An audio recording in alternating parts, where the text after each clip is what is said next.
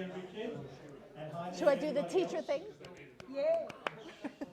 As Richard dropped my name earlier, I'm Tim Mendham. I'm the Executive Officer and Editor of the Skeptic magazine. Is there anyone here for the first time? Oh, hello! Woohoo! Yeah. Oh, yeah, me. People next to them say hello. Give them a big hug and a warm welcome. Okay, now you are very welcome, and it's nice to see you here.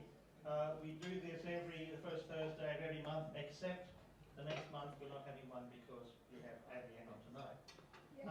For your information, we do have copies of the magazine here. The magazine comes out quarterly. It is the best skeptical magazine in Australia.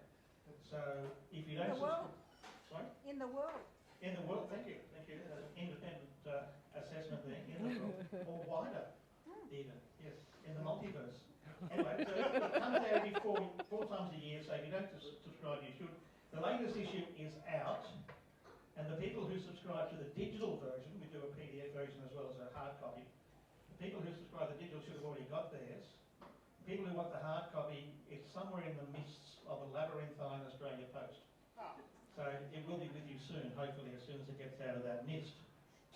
We also have a couple of issues of couple of copies of a particular issue of the magazine here, which features an article by our guest speaker tonight. So I'm sure that for a small fee, she'll sign them for you. Right? But there's a lot of other copies over there. Please help yourself. It'll save me carrying them back. So help yourself. Have a look. If you don't want it, give it to someone else. Give it to someone who needs it.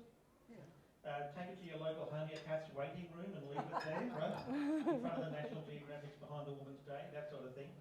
So please do that. Please spread the word. So it's free, those. So, plus also, actually, all of our magazines, except for the four most recent ones, are available for free download digital copies, which you get off our website. No other skeptic group in the world does that. No other group gives away their IP and their valuable assets the same way that we do. We have no sense at all.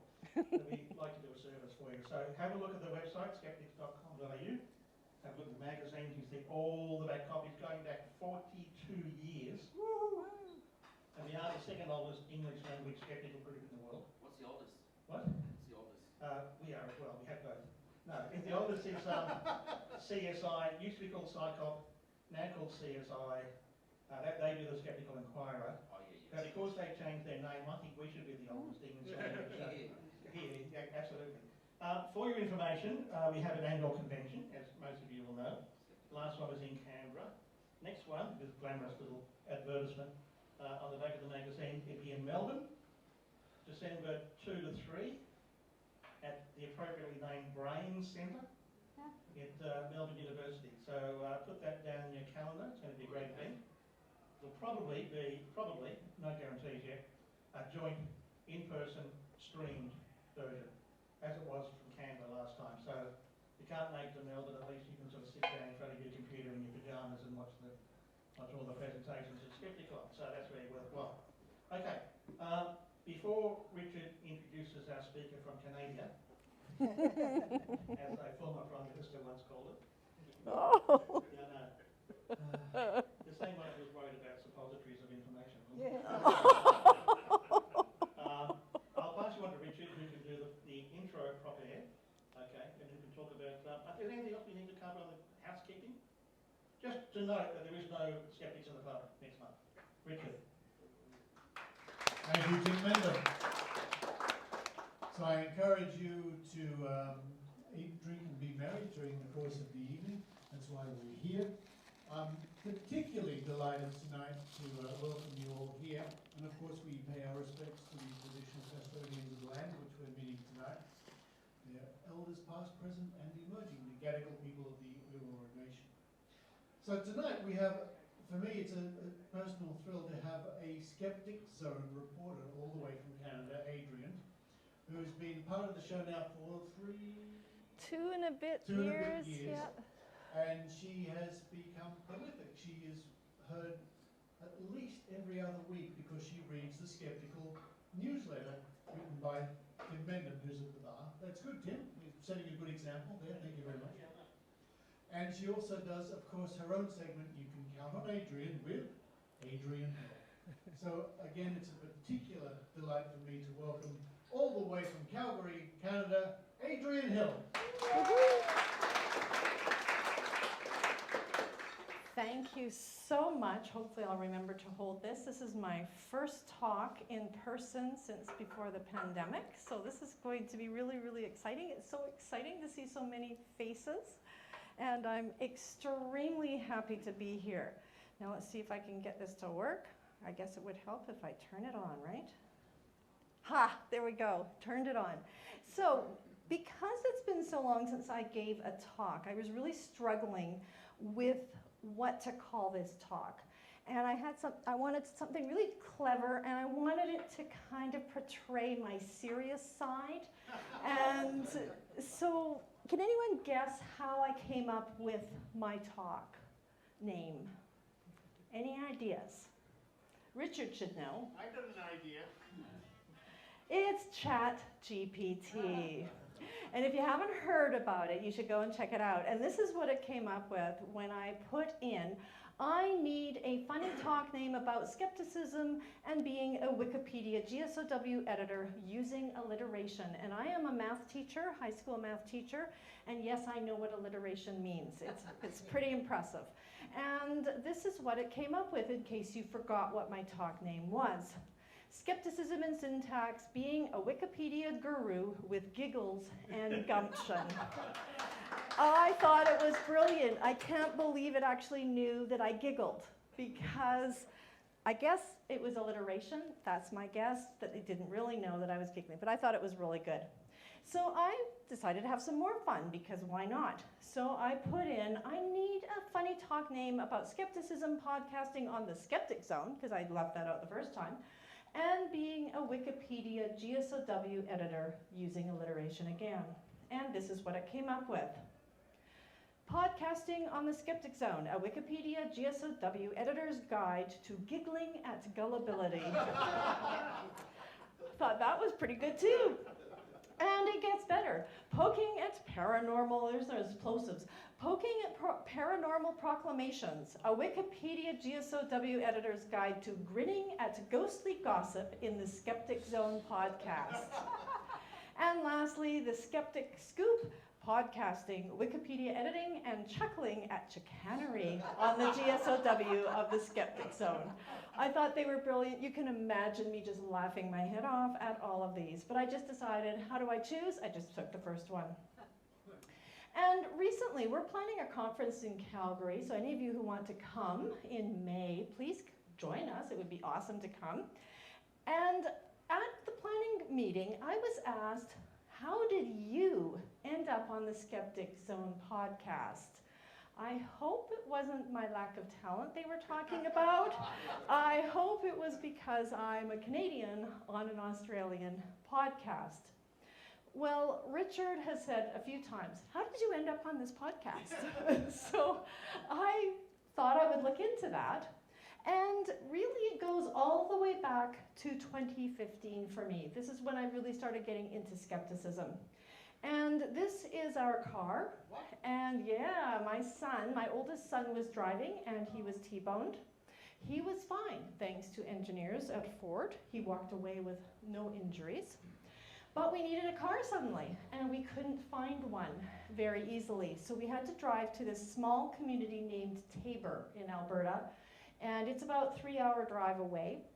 And we wanted our son to get back into the saddle, I guess you could say, because he really didn't want to drive for good reason. He was quite terrified of getting into a car again. But we asked him to drive with us, and he said yes, but only on one condition, that you listen to this.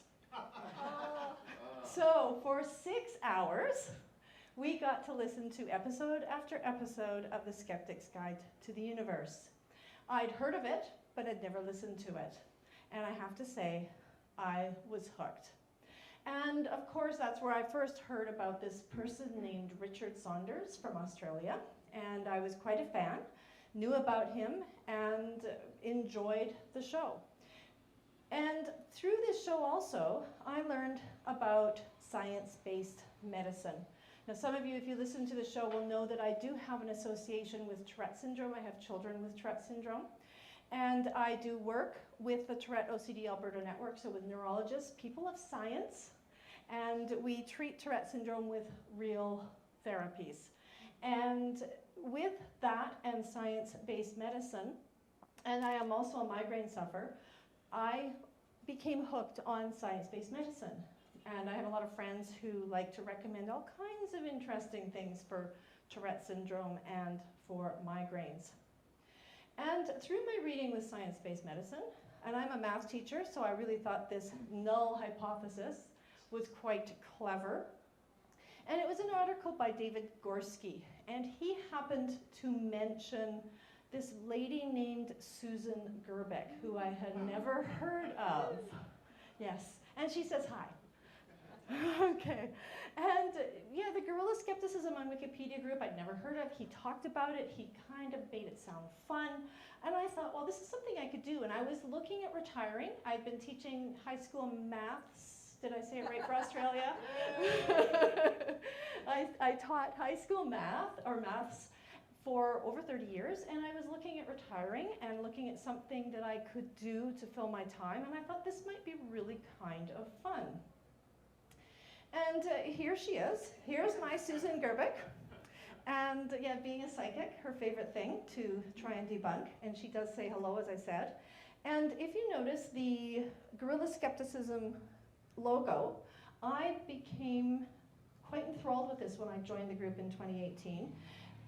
And I became so enthralled that I decided to put it on a dress. If you look closely, my dress is made up of that logo. So you can have some fun with that. You know, that's me being, I go all into things. I don't do things part way. And so one of the things she does with the Guerilla Skepticism on Wikipedia is she really encourages you to stay up on current things. She wants you to listen to podcasts, she wants you to read the magazines, she wants you to watch YouTube videos, etc. Could be any of them. And so I decided, because of her recommendations, to have these 3 podcasts on my regular listen. So that's when I really started listening to the Skeptic Zone and these other 2. And instead of just occasionally listening to them. And then what happened was the pandemic. The pandemic was really interesting. Susan, being Susan, decided we need to keep together. We need to keep doing things. So she started this weekly trivia group that happened every Thursday night. And lo and behold, I met Brian Dunning, Evan Bernstein from the SGU, Ross Blotcher from Ono, Ross and Carey, and Richard Saunders. And Richard was probably one of the most regular players at the beginning. And it lasts, if any of you want to join, it's kind of an awkward time for you guys. What time is it, like? Friday afternoon. Friday afternoon. Yeah. And it lasts for about 4 or 5 hours. It's social trivia. So yes, you do some trivia, but there's a lot of social. So just a heads up, it's a lot of fun. So anyone who wants to go, please do. And on June 11th, 2020, that was the very first social trivia that we had with Susan Gerbic. And she hasn't missed a week since. Yeah. She's done it every single week. And after that, shortly after that, Richard announced at trivia that he was needing help for his Great Australian Psychic Prediction Project, which I think probably most of you have heard about at some point. Great project. It was really, really interesting. And here's a group of us from all around the world. There's people from Eastern US, Western US, as well as Canada, and of course Australia. And this happened every week for, what was it, a year and a half, I think, wasn't it? Almost 2 years. Almost 2 years we met together. And I want to tell a really goofy story because one day Richard pulls out these dice, and those of you who listen to the show will know about the dice game that's at the end of the show. He pulls out these dice and he says, okay, predict what I'm going to roll. And I was very curious, and I said, well, what's this for, Richard? He said, well, it's for the Skeptic Zone. I went, what? Why are you rolling dice for the Skeptic Zone? And they all looked at me and said, well, don't you listen to the Skeptic Zone podcast? And I went, yeah, I listen to the Skeptic Zone podcast. But what I did is, as soon as I heard the music, hit the button to the next podcast. I'd never heard past the final song. And so I had no idea that there was actually stuff at the end, his little Easter eggs that he puts in. And now I am part of those Easter eggs giggling away. So I know better than to not listen all the way to the end. And the very first time I was on the Skeptic Zone was an interview with Richard, did with actually Susan, Rob Palmer, Leonard Trammell, and me about the GSOW project that we were all on at the time, and of course about psychics, because that's Susan's thing. And it was on November 29th, 2020. And I didn't say a lot. I was a bit shy and quiet. Hard to believe, huh? And as mentioned before, the next thing that happened is I was asked to write an article about my experience with the group, because I came every week, and Richard said, would you like to do this? I said, sure, I'll give it a try. Don't think of myself as a writer. I'm a math teacher, but I'll give it a try. And it was a lot of fun. So please do pick up there's 2 copies right here, if you would like them. It was a fun article to write. And also,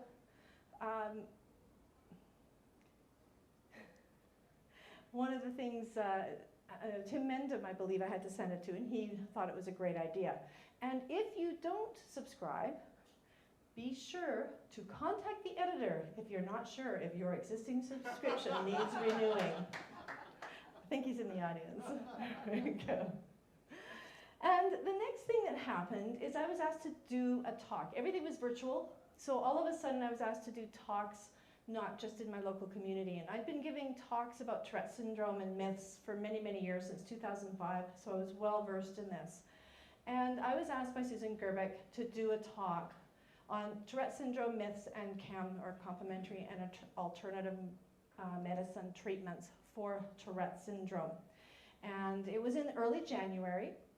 Richard was also invited, and Richard saw the talk. And then he said, hey, Adrienne, I'd like to interview you about Tourette syndrome. So that was the second time that I was on the Skeptic Zone. And I was really nervous. And he walked me through how to record. I recorded with my iPhone. I had nothing else. He walked me through it, made me re-record, because he's a perfectionist. and it was really fun. I had a blast doing it. It was interesting. It was something new. And I flew with it. Now, the next thing he did was ask if I would be involved in an advertisement. And this was for the logical fallacies with Michelle Bickersma. And I learned something about Richard because he sent us the script and we had to all say our lines. And I learned that Richard was a noted pancake eating expert that was using Australian and not Canadian maple syrup. Can you believe it? So, Richard?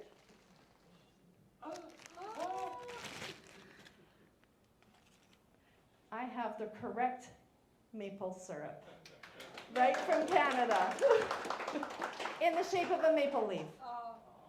Hand-tapped. Hand tapped from the tree. And Maynard was asking, how does it work? And I don't know. I just buy it at the store. It looks like perfume. It does. Don't use it. That'd be pretty sticky. That wouldn't be very good. All right, so what happened next is, this is where it gets a bit fuzzy. Somehow, he said, hey, do you want your regular bit on the show? And I went, oh, that sounds cool. And so we had to kind of come up with a name, and I thought, well, you know what, I'm a maths teacher, so you can count on Adrienne. And that's how that started. So we started with something that Richard wrote, and it was about bad things happen in threes. Yes, exactly. And then I think I found out that good things also happen in threes. So we can pick a number, and it can be lucky or not. And here I am. So after that, I can't remember if I got the microphone before or after I did the count on Adrienne. It was somewhere in there. I decided to take it more seriously, got a nice microphone, and Richard walked me through that. Of course, it was from an Australian company, so it was a Rode microphone, which is great. I love my microphone. I also took a voiceover course to try and learn how to talk better, because what I understood is that Canadians and apparently Australians tend to end their sentences up, up, up. I had to learn not to do that, as well as the plosives thing that I was talking about, like all those things Richard taught me not to do, and he would send things back. Adrienne, your plosives are bad today. And then I bought some sound panels because, we don't want echo in the room. And my husband put together these wonderful stands that I glued these panels onto, and then I could move them in and out of the room as needed. It's wonderful. Makes a huge difference. Makes a huge, yeah, that's probably why he keeps asking me back, because I took things seriously. Followed his instructions. And I've learned to record and edit in Adobe Audition. It's wonderful. It's been a wonderful, wonderful thing, and I'm still learning a lot. And then finally, Richard asked if I would be interested in reading the newsletter, and yes, I believe that I have been reading that newsletter since July 2021. I can't believe it. The first newsletter was number 128. That's almost 2 years of Tim Mendham's silliest stories and more. And while I do really love my Count on Adrienne segments, I think my favorite is reading that newsletter. Though I have to say sometimes, Tim, you put in words that are rather challenging, and I think you're doing it on purpose. I really do. I've got one for you in the latest issue. Yeah, is that the lemon liniments? Yes. Yeah, okay. I already saw that. And one of the things, if just out of interest, I find interviews extremely difficult. I'm still learning a lot about that. I find I get easily sidetracked, off topic. I struggle with what questions to ask. I make them way too long, and Richard yells at me for he has to cut them down. And you're from Sydney to Calgary. Exactly. He goes, yeah, this is going to be a tough one, Adrienne, and but it's awesome. But he still gave me my certificate of media studies from Richard Saunders. So there I go. I guess I earned my right to be on the show. And I can't do a talk without actually talking more about my efforts with Guerilla Skeptics and GSOW. I think this is probably one of the most important things if you're an activist and you want to be a behind-the-scenes person instead of someone on a podcast, for example. This is extremely powerful, and I'm going to show you some numbers at the end that show you how influential you can be just by being a Guerilla Skepticism on Wikipedia editor. So we're going to look at a couple things I have learned. And the first thing, which I had no idea I was going to be doing, I thought I was going to be doing alt-med stuff. That was my goal. I did do some, but not for a long time. And it was ghosts. I ended up doing a lot of stuff on Wikipedia. My virtual talk was on spirit photography. That was one of the pages I did. And I also my very first page was on haunted houses. I've also done a couple of other houses as well. So I'm just going to talk. Aren't they cute?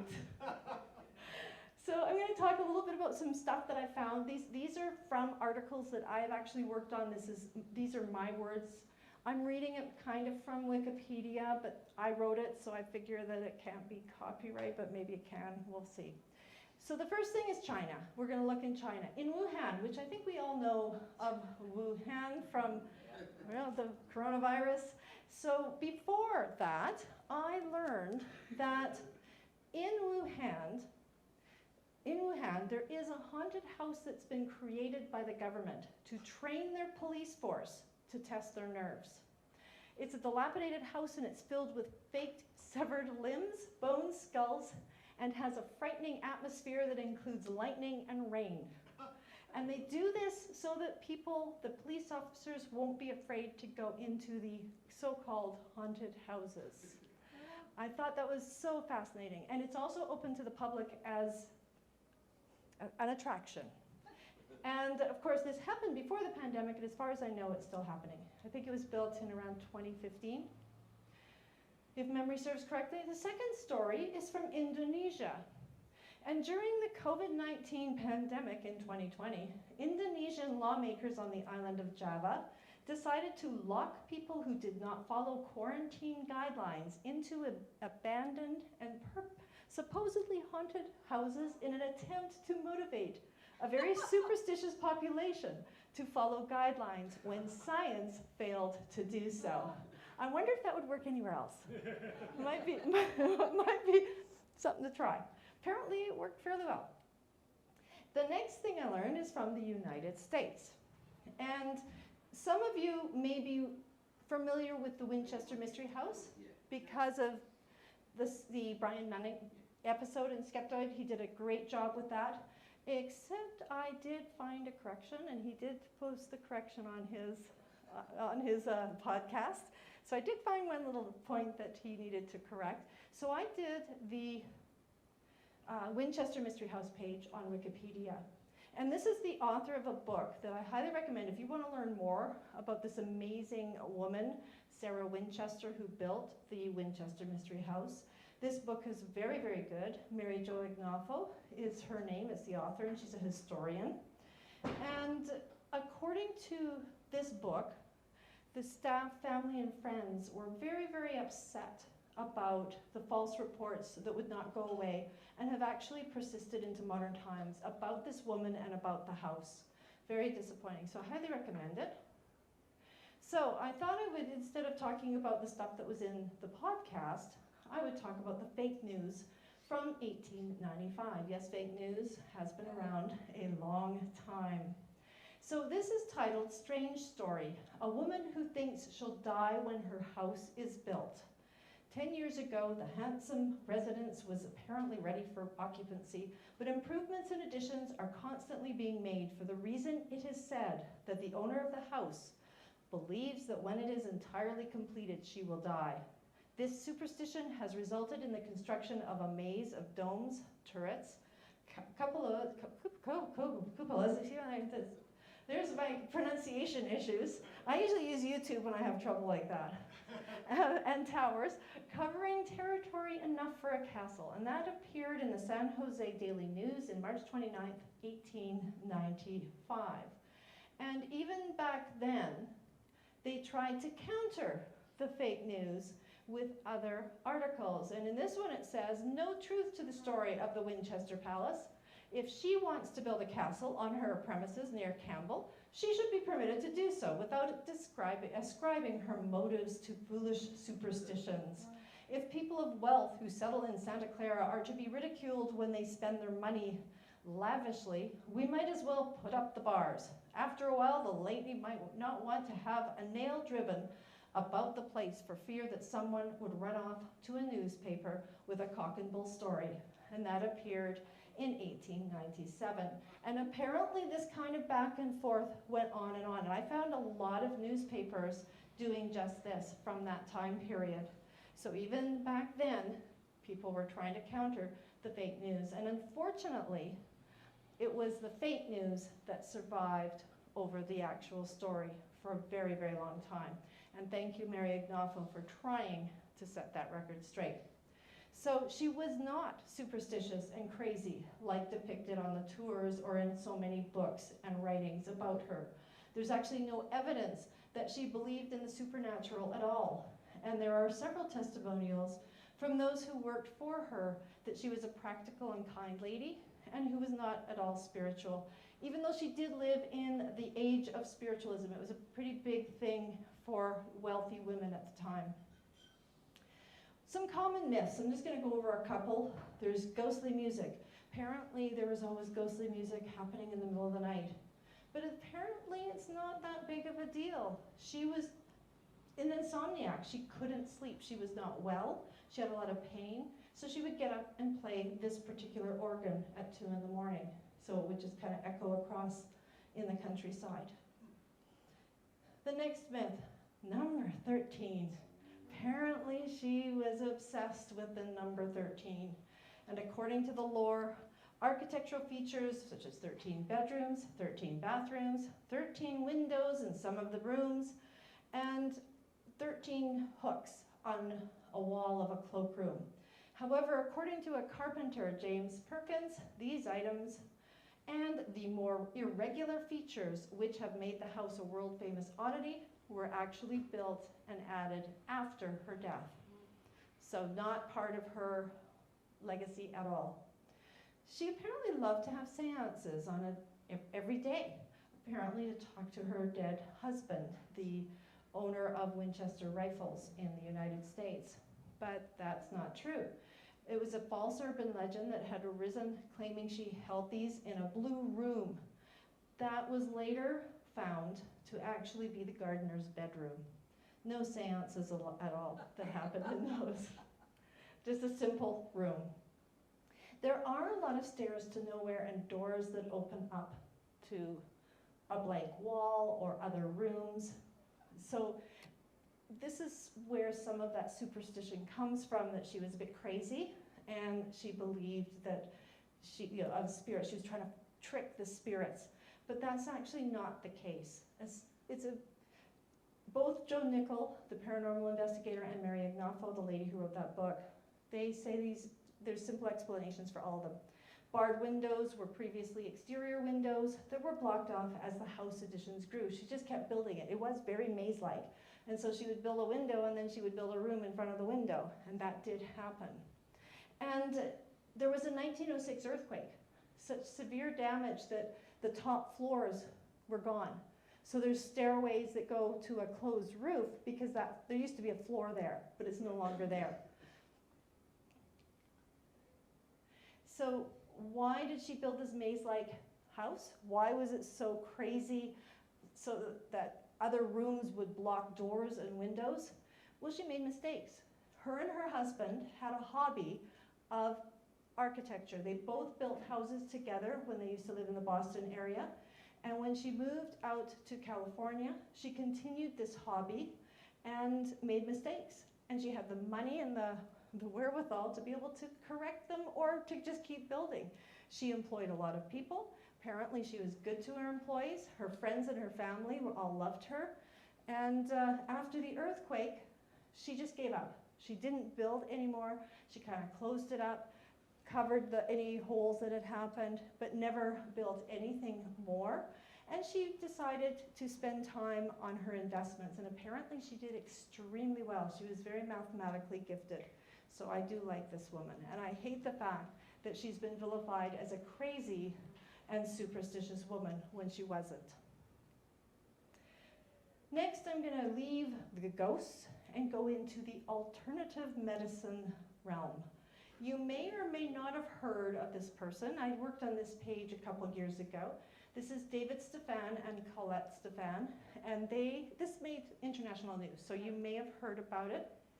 And these two are from my home province of Alberta. They live a couple hours out of the city. So David Stefan is actually an executive for this supplement company called True Hope. And they claim to be able to cure ADHD, bipolar disorder, and other mental and physical issues. So it's harmful. And as an example, this is a story from their website. They say Joseph Stefan, and I believe that's a brother, exhibited signs of attention deficit disorder as a child. By the time he entered puberty, the symptoms were escalating into panic attacks, delusions, and violent fits of rage. Ultimately, he was diagnosed with bipolar affective disorder. And shortly after his mother's death, the mother died tragically. She committed suicide. She also had bipolar disorder. And Joseph was treated after that with lithium, which, here's the evil of lithium, is an element used to make batteries, right? So better not use it, which caused severe side effects. And when he refused to take it, of course he leapt into severe mania and panic within a couple of days. Of course he would. And on January 20th, 1996, Joseph's father started giving him some nutritional supplements and apparently cured him, and to this day he's fine. Really? That's the story. That's the story, yep. And so this couple, we're going to go back to David and Colette. This couple had a son. This was their fourth son, and his name was Ezekiel. And he was born on August 20th, 2010. Unfortunately, he develops flu-like symptoms on February 27th, and they assumed it was either flu or croup. That was what came up in the court cases that came out afterwards. And what did the parents do? Well, they used a herbal remedy, which included homemade smoothies containing hot pepper. Can you imagine a 2-year-old? Hot pepper, ginger root, horseradish, onion, and other alternative therapies, and a religious blessing. So on March 13th, the Stephens took Ezekiel to a nearby town to purchase some more remedies from a naturopath. And apparently he was so stiff that he was placed on a mattress in the back of the car instead of in his car seat. Shortly after that, Ezekiel stopped breathing. They administered CPR, they got him in an ambulance, they flew him to Alberta Children's Hospital in Calgary. Unfortunately, he died. And he died of bacterial meningitis, which is preventable with a vaccine. Guess what? None of these children were vaccinated. And they found that Ezekiel had so much pus on his brain. It was very, very disturbing for the doctors who had to see this. It was not good. And I think David Gorski, he wrote about this extensively in Science-Based Medicine. He said neck stiffness is a sign of meningitis. I think most people know that. And neck and spine stiffness so bad that parents couldn't put Ezekiel into his car seat should be an incredibly worrisome sign to parents that the child is extremely sick. So very, very sad story. What's the harm? A child died. And kudos to our government and the police force. They actually charged the family. And in June of 2016, a jury actually found the Stephens guilty of failing to provide the necessaries of life. There we go, third time lucky. Need my clicker. And celebration was actually held by skeptics and most of the public. Everybody kind of applauded this. It was very exciting news. But David, of course, was not happy with this, and he wrote an open letter on Facebook to the jury stating, "I only wish that you could have seen how you were being played by the Crown's deception, drama and trickery that not only led to our key witnesses being muzzled, but has also now led to a dangerous precedent being set in Canada." He's worrying that now the government is going to tell parents how to parent their children. What really they were doing is trying to keep them safe. I think that's a big difference. But I can also understand a little bit. Could you imagine being in his shoes as a parent? Your decisions cost the life of your child. To admit that would be absolutely devastating. I don't think he could ever admit it. So sentencing, David got 4 months, Colette got house arrest, both got 2 years probation, and the children were told they had to seek regular doctor and nurse visits. I think that was pretty good. Sounds amazing. Unfortunately, there were appeals and retrials. The Supreme Court of Canada overturned the verdict, declaring that the original trial judge did not provide the jury with the tools necessary to make a decision. There was a huge amount of medical terminology, and they felt that they didn't advise the jury on it well enough. And the Supreme Court decision, a second trial without a jury was held in 2019. So there was another trial, and it was just presided over by Queen's Bench Justice Terry Claxon. This time, the Stephens were acquitted. However, if you look into it, you should go onto the Wikipedia page and see some of the quotes from the judge. They're horrific. He was racist. There was a Nigerian, I think it was Nigerian, if my memory serves correctly, a doctor who had attended to Ezekiel, and so of course he was called to witness, and he had a very strong accent. And there were some terrible remarks made by the judge about this witness, and there were some other reasons for it being overturned. So it did go to the Supreme Court, got overturned, and a third trial was ordered in March of 2021. And then just fairly recently, 2021, they stayed the charges. They said that it was 9 years since the child's death. Evidence was deteriorating, and they just decided not to pursue it. However, it could come up again. It's sort of left hanging in the air. I just hope he does have 4 children, again, maybe more at this point. I just hope that another child does not die because of his decisions. That's the biggest concern that I have. Now, going back to GSOW and why I do this, I think it's important to recognize that we have, let me get that off there, the screen, oh, I took a screenshot, that's cool. I took a screenshot with the arrow on it, so that's not my mouse arrow, that's actually the screenshot, and I forgot to take the arrow off. That's fine. So I just want you to point out here, there's David Stefan. You can see it doesn't get a lot of views, and I think that's because the page was made so long after all this happened. However, if he ends up in the news again, this page is going to go crazy. He may, because he's still selling supplements, he's still speaking for supplement companies at conferences, so he is a visible person in the Canadian CAM world. So this is a concern, and those will change if, and that's what we try and do with GSOWs. We try and be psychic and try and figure out which pages need to be done to be able to get the good information, solid information, science-based information out to the public. But you can see my biggest one, can you see that? Haunted houses. Who knew ghosts were so important? Haunted houses, I have almost 560,000 views since I made that page. The Winchester Mystery House, which I had just finished last year in September, has almost 300,000 views already. So I'm really happy that all this good information is getting out to people. You can see I've also got some authors there, Yasmin Mohammed and Samra Zafar is also, they're both authors. They're both ex-Muslim activists.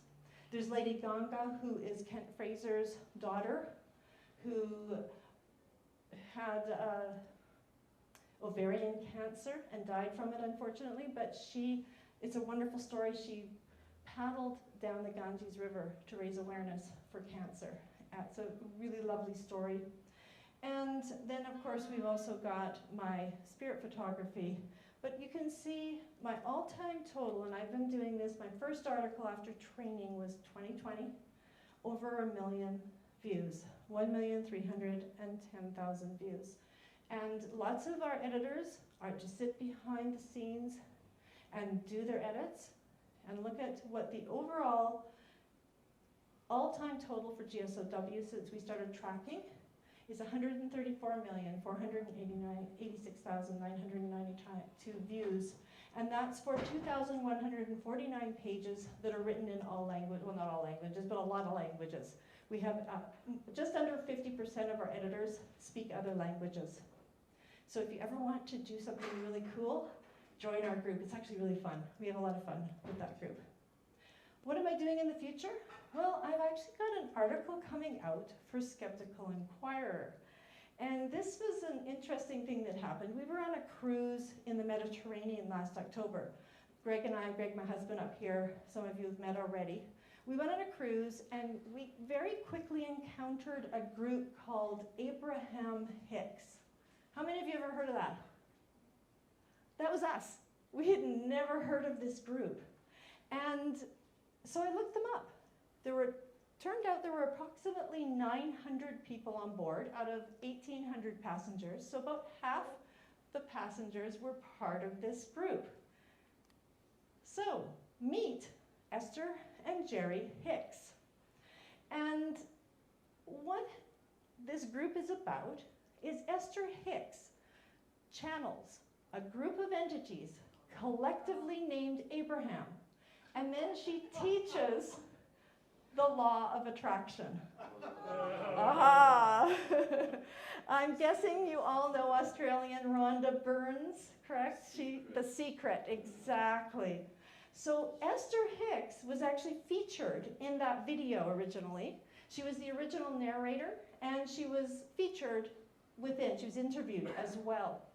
However, a dispute happened between the two women, and caused some negative energy to happen. So her voice was removed, and any of her interviews was removed. So that's probably why you haven't heard of her. Though Esther Hicks has been doing this since the 80s. So this is not new for her. But she has an amazing following. She, on YouTube, millions of views for all her law of attraction stuff. So this is a very underground secret. So here's the book that I read, so you don't have to. Thank you. And do you like my bookmark? Yes, Science Saves. I thought that was good. I also had a Banachek bookmark that I was using as well, so I thought it was quite appropriate. And it was interesting because Richard took us to the Blue Mountains, which were completely fogged in, but we had a wonderful time. And we did that on Monday and on the train. We got talking about last week's episode and about the Book of Carlos and how much fun it must have been for Randy to sit there and write that and dream stuff up. And so Greg and I actually have a theory that to come up with their origin story, they did much the same thing. So I'm imagining them sitting there with a glass of wine, maybe something a little stronger, who knows. And this is their origin story. This is part of it. You're going to have to read the article to see the whole thing. So the pair meditated daily, with Esther having increasingly more profound experiences until one day, the entity contacted her. She didn't recognize it as an entity until she realized that her head was moving and her nose was spelling out letters. They were excited when the entity spelled, "I am Abraham. I am your spiritual guide. I love you. I am here to work with you." So that's how it started. Yeah, exactly. What?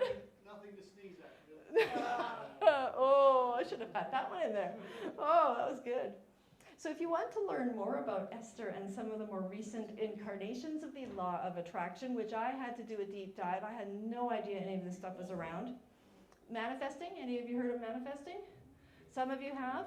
How about this one? This is the most recent one on TikTok. Apparently it's a huge craze, called the lucky girl syndrome. Yeah, it's up there. Millions of views, these people. This is just in February this year. And it's all law of attraction, just rebranded, essentially. So it hasn't gone away. You know, the whack-a-mole just keeps coming up. New name. So of course I'm going to do more for Richard. That's on the charts for sure. I'm hoping to do something live on our cruise ship because Celebrity Cruises has formed a partnership with Gwyneth Paltrow's Goop. So it should be interesting. We're going to look into that while I'm on the cruise ship. And in the summer, I'm going to be doing a segment on the Hawthorne effect, which Jonathan Jerry talked about briefly with my interview with him, which I found fascinating.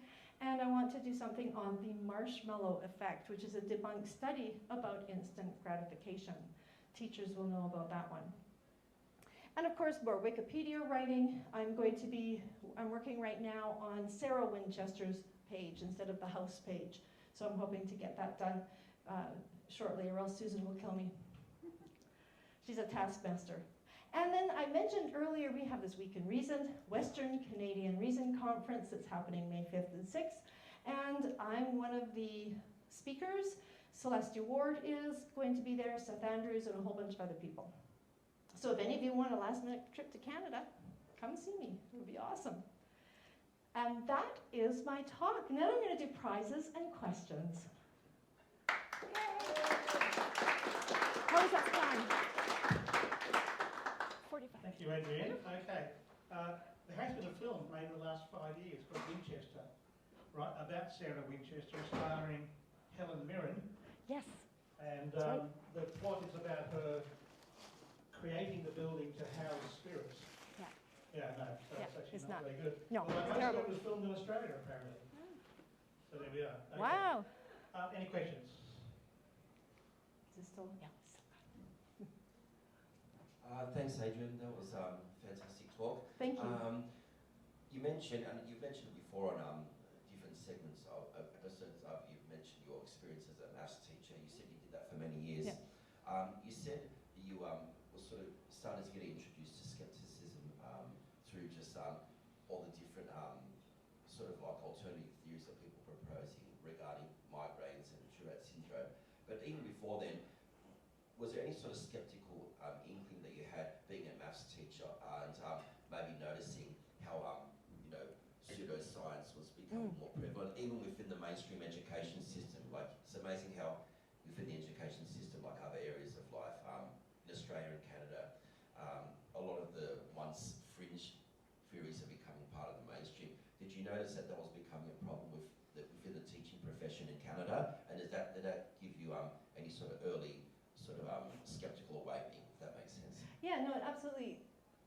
yes, there always is a little bit of an element. We also have the learning styles was really common, right? Learning styles is, I had students right up until the day I retired who would come up and go, I'm a visual learner, so I can't do this, or you know, that kind of thing. So I did encounter that.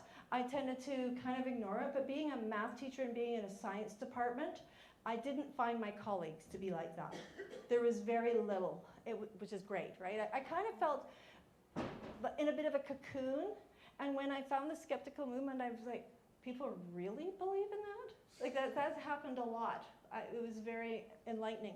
And I did teach a lot of sort of skeptical thinking. We did a lot of statistics, and in the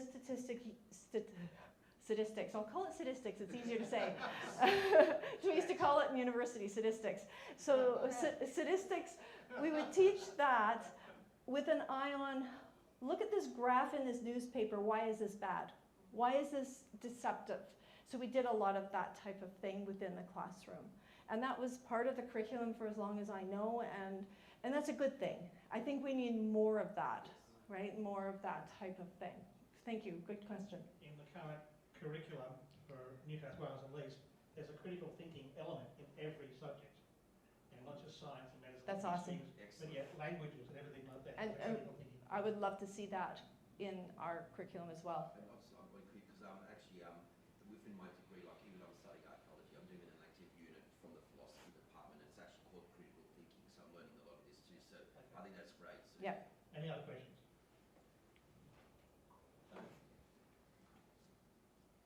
Thank you, that was a great talk. Thank you. I'd be interested to know what you think about Wikipedia in general. I mean, it's quite a novel approach to preparing content. How reliable is it all, do you think? Well, that's a great question and probably beyond the scope of my expertise, but I can talk about my knowledge of it. I do know that sources, reliable sources, are extremely important. If you don't use the right kind of resources, it will get booted off within seconds.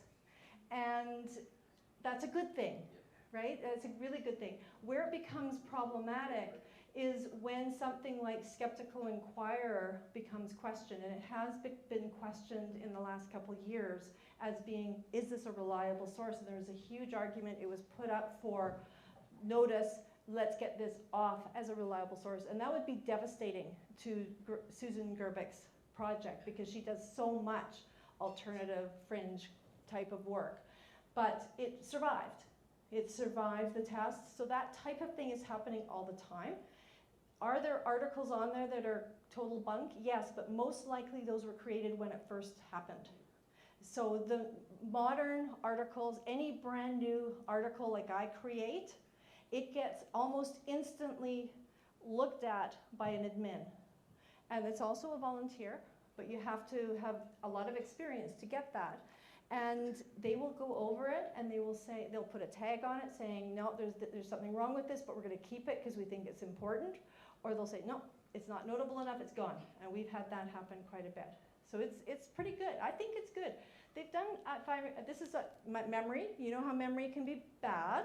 So take this with a grain of salt. I believe there have been some studies comparing it to the Encyclopedia Britannica online, and Wikipedia was shown to be more accurate in what they were looking at. And I don't know what they were looking at. But it's pretty good. It's amazing how fast things change.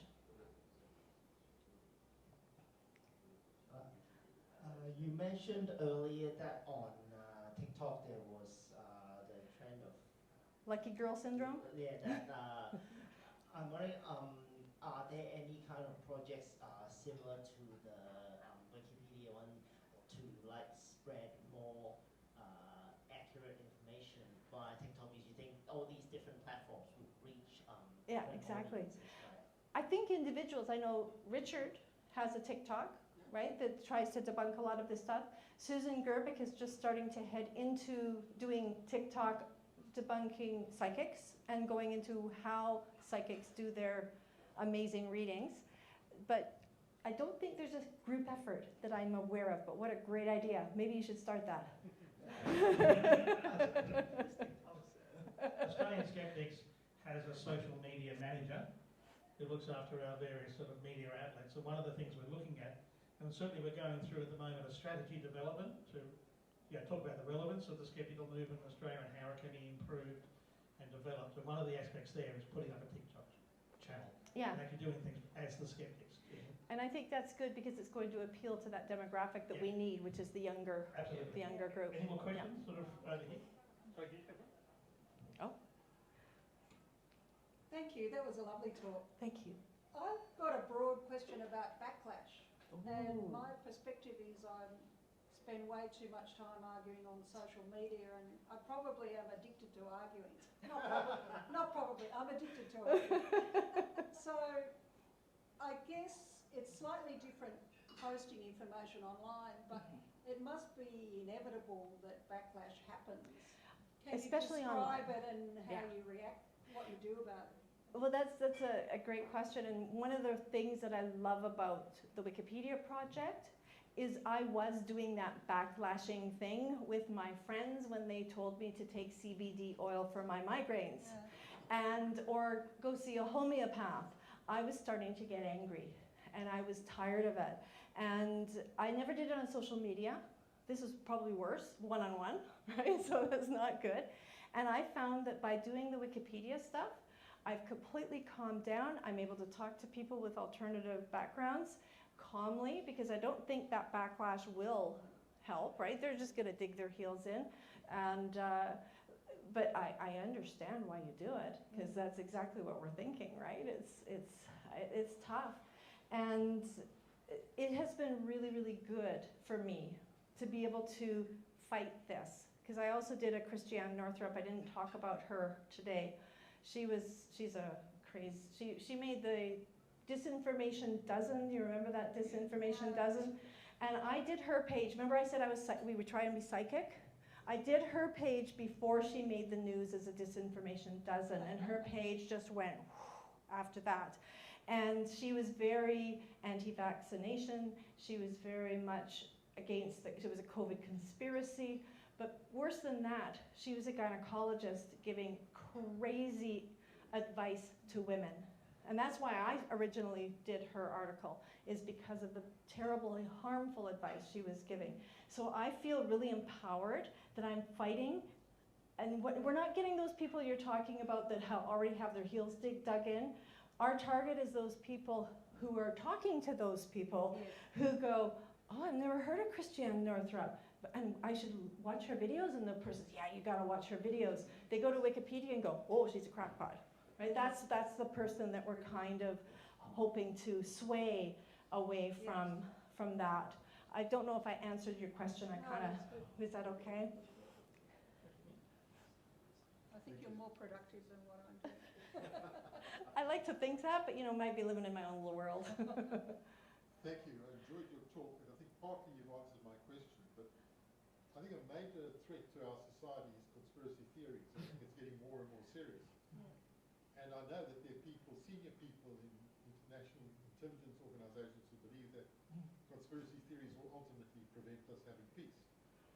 Is there a role for the skeptics in countering conspiracy theories? Great question. And I like to think that our project's doing that daily. There is a group who right now are focusing in on the sort of UFO phenomenon that's going on, as well as I think I mentioned the Havana syndrome, sort of the mass psychogenic illness. They're on that kind of stuff. So anytime something new hits the news, if we're aware of it and if it's written about in reliable sources, that is something our group definitely does. But yes, I think we don't want to leave those things out. I think we've seen a little bit of what happens when we leave, oh, the flat earth doesn't matter. We get QAnon, right? So we have to be really careful. I think we do need to stay diligent with all these things. And that's why we need more people. Because especially if you have an interest, I didn't think I was going to do ghosts. I didn't think it was important. Who believes in ghosts? I grew up in a house that didn't believe in ghosts, but I thought they were about movies. Movies had cool ghosts, and it was fiction. But a lot of people do believe, to the point of moving out of their homes. Yes, there's a harm. So I think it's important for sure to address all those things. I think we need to do that. Absolutely, because I think the skeptics always looking at conspiracy theories, always have, believe from the very first start. For your info, we're working currently with a prospective TV program looking at conspiracy theories and why people believe them. Okay, who knows? TV programs often don't come to fruition, right? But we're actually talking with them right now. Oh, that's exciting. Yeah, I know. Yeah, can't say anymore. I have an interesting story. We went on a wildlife tour. It was fun. The guide was amazing. But we learned from him that Princess Di was killed by the royalty. As part of the wildlife tour. Yeah, as part of the tour. And he was driving? Yeah, he was driving. I think part of the problem with conspiracy theories is that a lot of the reasons people believe them is not the science. It's actually a political underscore. Right. Actually, that people have an attitude and they wrangle the science to fit their political That makes outcome. sense, yeah. But I mean, easily if you look at like the whole anti-vax thing, the Yeah. combination of that with other right-wing kind of political theories, etc. Yeah. Okay, any other questions? Over here.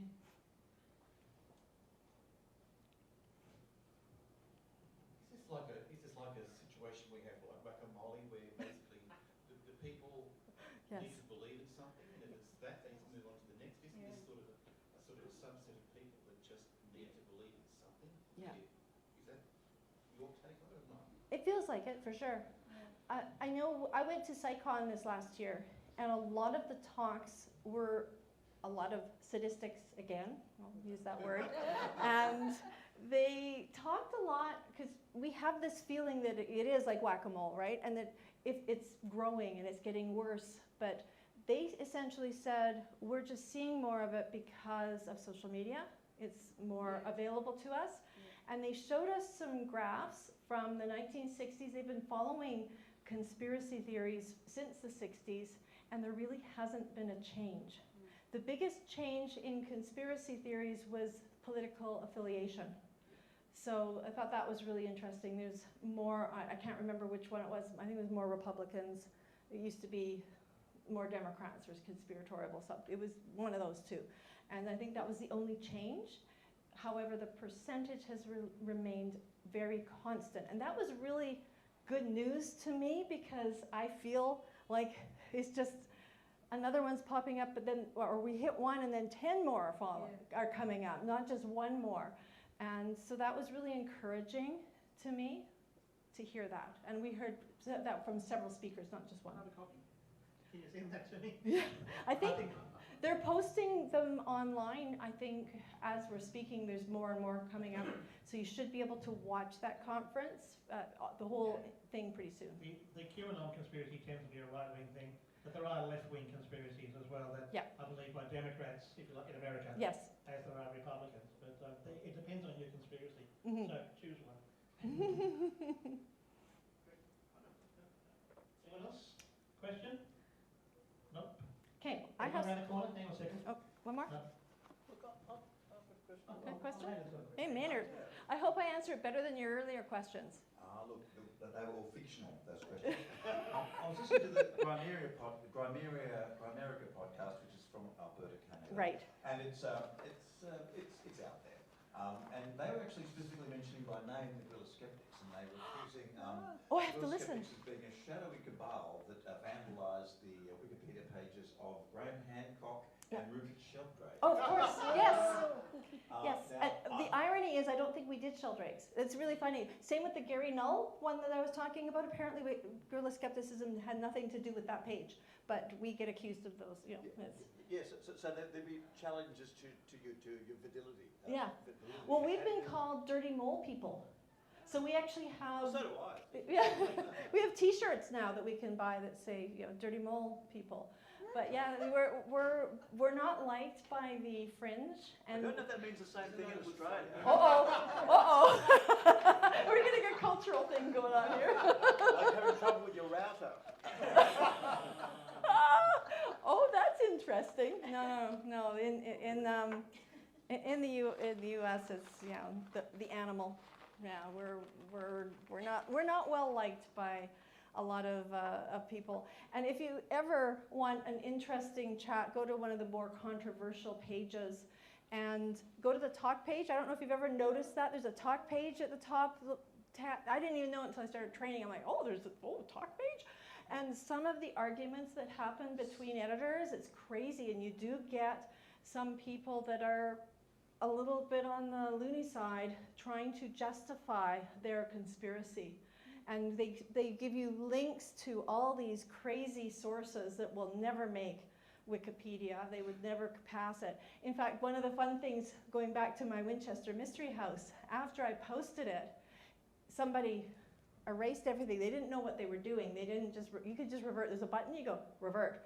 And it goes back to a previous version. They didn't know that. They just went and deleted a whole bunch of stuff and then pasted in stuff from the Winchester Mystery House website. And of course, that's not going to pass muster. It got reverted back right away. And the person had enough savvy to go to the talk pages, admitted she was an employee, and said that Mary Jo Ignafo, the author, the historian from a university, didn't bother looking at their papers that they have at their house, and therefore it was not legitimate. And she was very nicely talked to by other editors saying, no, this isn't how it works.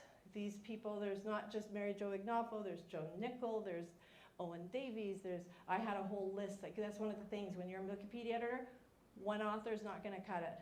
You need to have multiple sources from multiple people, and then it sticks. My article stuck. So yeah, that talk page, really interesting. You see lots of really funny things happening in there. Okay, I mean, just on a couple of other things that Maynard said, the Australian Skeptics has always been described as part of a cabal. Shadowy. Shadowy. Yes. With the Australian media, the government, and who else. And so I always say, fine. Yeah. Believe it. And I'm happy for them to believe it because it really worries them. It does, it does. And what they don't understand, there was actually a bit of a craze going on that we have a secret cabal, but Susan calls it the not so secret cabal because it's not secret. And it's called, somebody called it the secret cabal in Wikipedia, so that's why she decided to call it the secret cabal. But she's very open about what she does. She even goes by her own name. So everybody knows what she does. It's wonderful. I let them believe it. I think it's a good weapon, and they shoot themselves. Well, and they're not organized like she is. Just for your information, I mentioned the curriculum, at least in New South Wales, that says that critical thinking is part of every topic. You can read that in the Skeptic magazine. Of course, we've done everything in the Skeptic magazine. There's an issue here, at least one copy. It's September 2019, which is volume 39, number 3. So you can look that up for free and download that particular issue. And it lists all the subjects, etc., and how critical thinking is taught in those subjects. So that's something to look forward to. Ladies and gentlemen, would you please join with me in thanking Adrienne?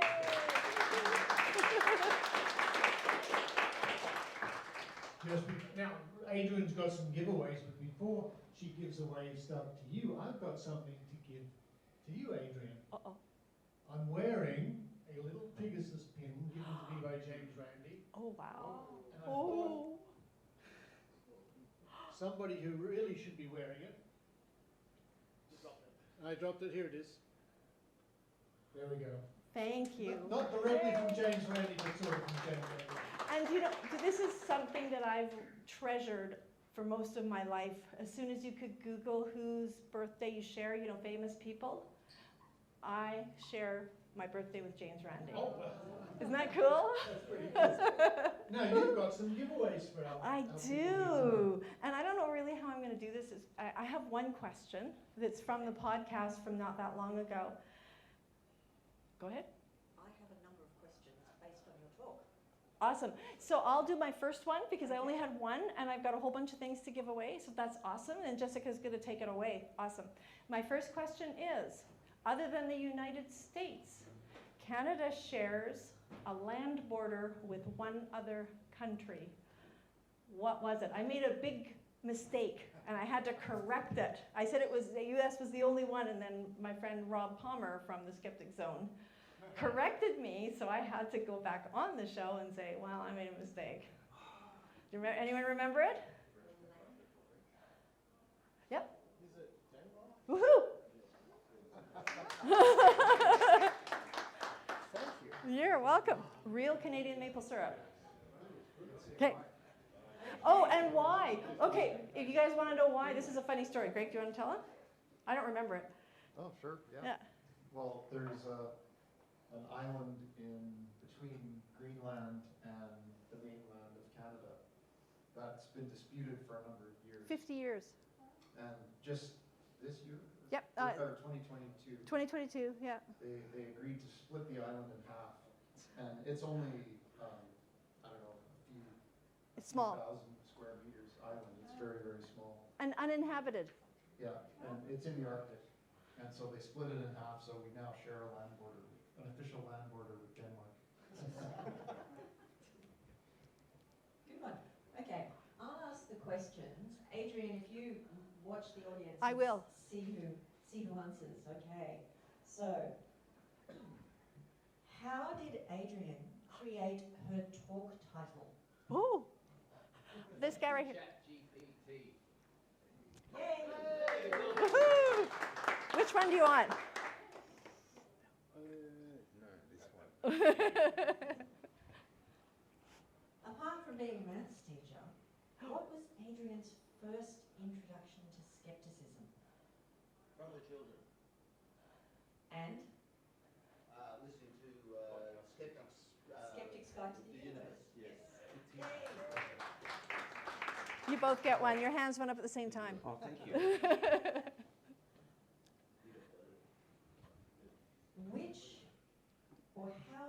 How did Adrienne, or from whom did Adrienne hear about Susan Gerbic? Ooh, that's a good one. No one? No one.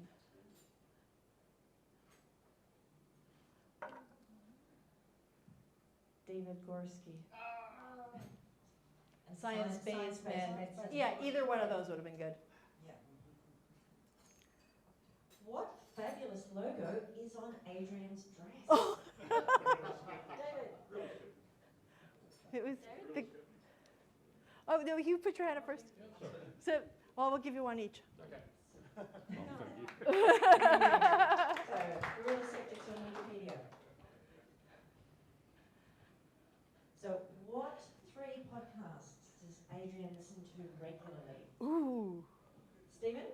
Swearing the Strange, the Skeptic Zone, and Skeptoid. Spot on. And he's already got his prize. Well done, Stephen. Well, I'll give him this one. He doesn't need more maple syrup. No, you can get this. This is really fun. This is hand sanitizer that is 150% pure. If you're a math teacher, you know how good that is. And it kills germs with magic because it's made from unicorn tears. There you go. I don't need that. Celestia Ward made that. So which project of Richard Saunders did Adrienne assist with? Ooh. Ongoing, huge. Got to get the name right.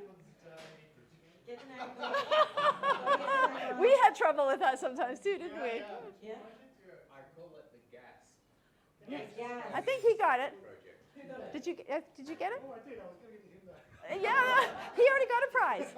So you get a prize. Yes, it was the Great Psychic Prediction Project. So last one, some hand sanitizer again. So what is the name of Adrienne's segment on the Skeptic Zone? Oh. Carrie? Count on Adrienne. Yay! Woohoo! Well, thank you for doing. That's all of them. I gave out 2 a couple times. That's why. Okay. Oh, are we finished? We're finished. We're done. We're done. Oh,